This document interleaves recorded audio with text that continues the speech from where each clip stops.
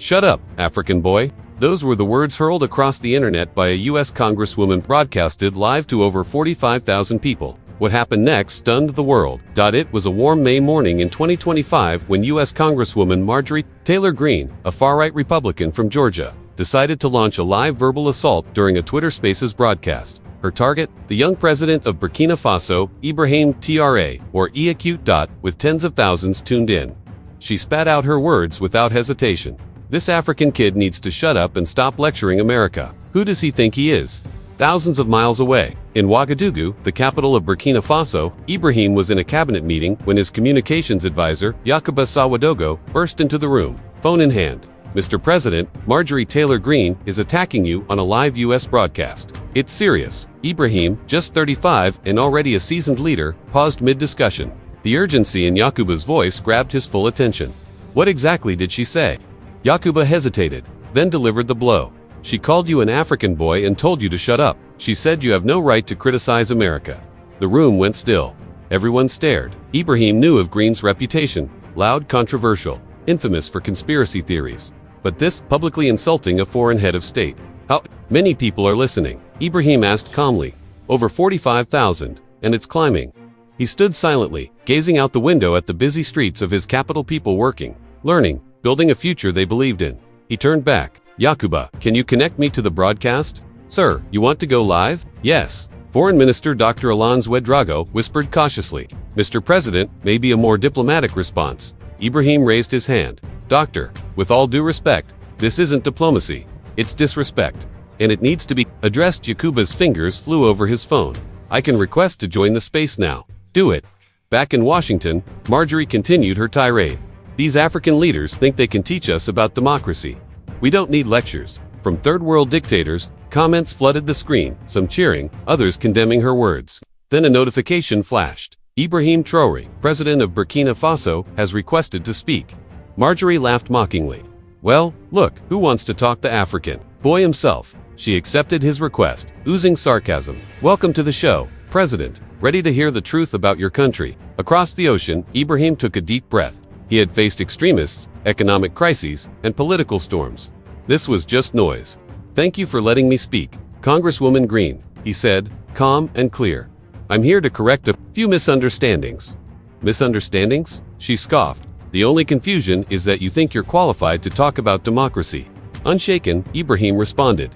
Before we debate, may I ask, do you know where Burkina Faso is? A pause? Of course. Somewhere in Africa, correct? And do you know the capital? That's not relevant. What matters is it's Ouagadougou, he said. Now, can you tell me our GDP per capita? I don't need to know exactly, he interrupted. You're attacking a country you don't even understand. That's ignorance, not leadership. The audience was silent. Weren't you the one who claimed California wildfires were caused by Jewish space lasers? Gasps. Explosions of laughter and shock in the comments. That's a light taken out of context. Didn't you also say COVID vaccines had tracking chips, and that 9/11 was an inside job? She stumbled, losing control. You have no right, you called me a boy and told me to shut up. Ibrahim cut in. Now I'll show you why that was a mistake. The listener count surged past 70,000. The internet lit up. Greene story started trending. Let's talk facts. You represent Georgia, correct? A state that grew wealthy from African slave labor. That was the past. Exactly, just like much of Africa's poverty stems from past colonialism. But let's talk about today. He sipped water and continued. Under my leadership, we've reduced extreme poverty by 31% in 3 years. What's Georgia's record? Silence. We've built 847 new schools. How many in Georgia? Silence. Our literacy rate jumped from 67% to 84%. Meanwhile, parts of your state rank among the lowest in the U.S. Marjorie had nothing to say. A young African president had walked into the lions. Danan came out roaring. That day, the world saw something rare, not just a clapback but a calm, powerful reckoning. And it came not with anger but with truth. But Ibrahim was far from finished. Congresswoman, he said coolly, you represent a state where counties still have functional literacy rates below 80%, and yet you voted against an infrastructure bill that would have brought $2 billion. To Georgia, he didn't flinch. Meanwhile, with a federal budget a fraction the size of yours, we've paved over 750 miles of rural roads this year alone. The comments section lit up, emojis, applause, and stunned reactions flooding the feed. American journalists began joining the space, curious and now captivated by what was being described as a diplomatic mass. You also voted against expanding Medicaid, Ibrahim continued, blocking health care access for 450,000 Georgians. We on a budget less than your state's education funding have reduced infant mortality by 28%. Marjorie tried to interrupt, flustered, but Ibrahim didn't stop. And since we're talking democracy, let's go there too. Didn't you attempt to overturn legitimate election results? Weren't you part of efforts to undermine the will of the American people? The jab hit home. The Congresswoman who had mocked an African boy was now being dismantled in front of over 80,000 listeners with cold, irrefutable facts. Ibrahim's voice remained respectful, but the weight of his words was undeniable. Congresswoman Greene, let me now speak in terms you may relate to. Simple economic numbers. He leaned in figuratively and literally. Burkina Faso has a population of 22 million and a national budget of $4.2 billion. With that, we've created 340,000 direct jobs in just 2 years. Marjorie tried again to jump in. Yes, we are a poor country, but we're our own terms. Meanwhile, Georgia, with significantly more resources, has an unemployment rate nearly identical to ours. Then he dropped a statistic that left the broadcast in stunned silence. Youth unemployment in Georgia stands at 18.3%. In Burkina Faso, 78%. He paused, then calmly delivered the kill shot. So by your own numbers, a so-called third world dictator is providing more opportunity to young people than your American state. Marjorie said nothing. She could single quotes. Sensing the moment, Ibrahim went for the final blow. And since you seem to love conspiracy theories, let me offer one fact-based, he said with a slight grin. Maybe the issue isn't that an African boy is advising America. Maybe the problem is that an American congresswoman who doesn't even understand her own districtees offering opinions on countries she's never stepped foot in. The audience erupted. Hashtags like #TRA or eAcute destroys Greene, #BurkinaFacts, and #Dang Ibrahim started trending globally. CNN, BBC, and Al Jazeera journalists were already requesting interviews. Then Ibrahim closed the chapter. Congresswoman, earlier you told me to shut up, but my education, military and academic taught me this. When we are attacked without reason, we respond not with anger, but with facts. He let the silence stretch before delivering the final note. So now, I extend a public invitation. Come visit Burkina Faso. See firsthand what this African boy has built. Who knows, maybe you'll learn something about leadership. The listener count crossed 95,000, and Marjorie Taylor Greene. She didn't say a word. She disconnected. No goodbye. No defense. Just silence. Aftermath, viral flame in Ouagadougou, Ibrahim ended the call. The cabinet room was dead quiet until Foreign Minister Dr. Ouedraogo began to slowly clap. Within seconds, the entire room stood and applauded. Mr. President, Yakuba said, staring at his phone. The broadcast peaked at 98,000 live listeners. And the clip's over 2 million views already. Meanwhile, in Washington, chaos erupted. Marjorie Taylor Greene's press secretary was panicking. Congresswoman, we need a damage control plan immediately. The press is calling nonstop CNN, MSNBC, even Fox. But it was too late. The damage was done, and the world had watched every second of it. Marjorie Taylor Greene was furious. She paced her office like a storm trapped in a box. That damn African made me look like a fool. How did he know all those numbers about Georgia? Her press secretary, Jennifer Walsh, replied cautiously. He was obviously prepared, ma'am, and technically, everything he said about your votes and public statements was correct. I don't care if it was correct. Find a way to fight back. But it was already too late. That evening, Anderson Cooper opened his CNN broadcast with U.S. Congresswoman humiliated by African president in live confrontation. Even on Fox News, Tucker Carlson, normally sympathetic to Greene, remarked, politics aside, we have to admit it, the guy was prepared. That was brutal. In Congress, Republicans began to distance themselves. A Texas representative told reporters, she went too far. Attacking a foreign head of state like that is unacceptable. Even Donald Trump posted on Truth Social, I respect prepared leaders, regardless of country. America should maintain civil diplomatic relations. In Ouagadougou, Ibrahim's phone rang nonstop. African presidents called to congratulate him. You defended the dignity of all Africa today, said the president of Senegal. That was historic, brother, said Nigeria's president. In just 24 hours, Ibrahim Traoré had become a global figure. His foreign affairs advisor, Aminata Kone, entered his office with a thick folder. Mr. President, we've had interview requests from CNN, BBC, Al Jazeera, France 24, Deutsche Welle, and 47 other international outlets. Ibrahim sipped his coffee and flipped through newspapers. The Guardian, young African leader, schools us. Congresswoman in diplomacy and data. Le Monde, when Africa responds with grace and facts. Der Spiegel, the moment global perception of African leadership shifted. At Harvard Law School, Professor Michael Thompson addressed a packed lecture hall. This is a textbook example of how facts and preparation destroy political showboating. Study it closely. Back in Georgia, the response was mixed.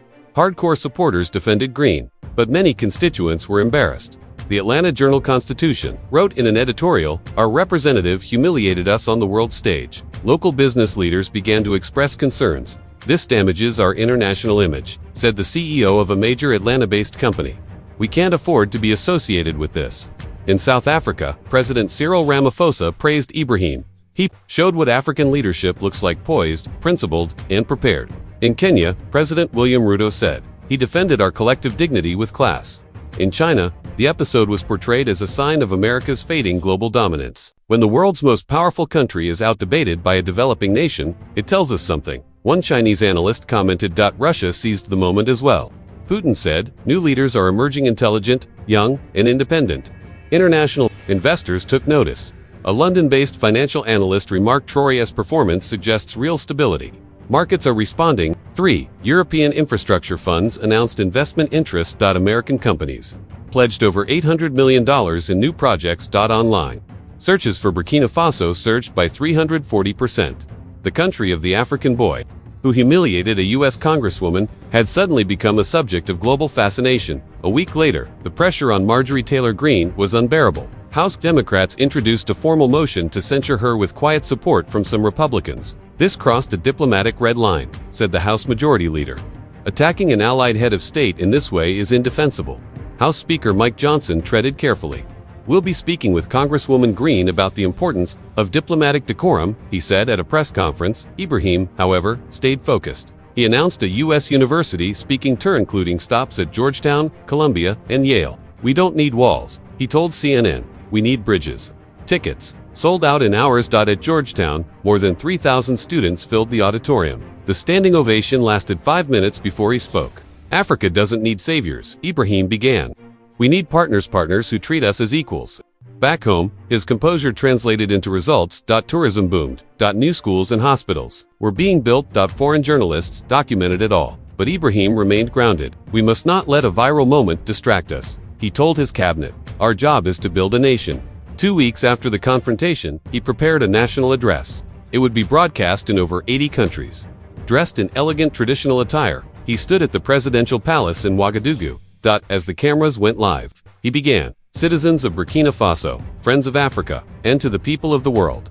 In recent weeks, our country has gained international attention, not through power or wealth, but through dignity, truth, and preparation." In an unexpected moment, he smiled slightly. "An American congresswoman tried to silence us," he said, "but the result was the opposite. Now, the whole world is listening to our voice." In the packed auditorium, diplomatic representatives from 45 countries watched intently. "We do not respond with anger or disrespect. We respond with facts, education, and dignity. This is who we are, a people who elevate the debate rather than demean it." Ibrahim gestured to the screen behind him. Graphs appeared. Since that episode, we've received 12 international investment proposals. 34 universities have invited us for academic partnerships. 18 countries have requested new cooperation agreements. The numbers were impressive, but Ibrahim wanted to make something clear.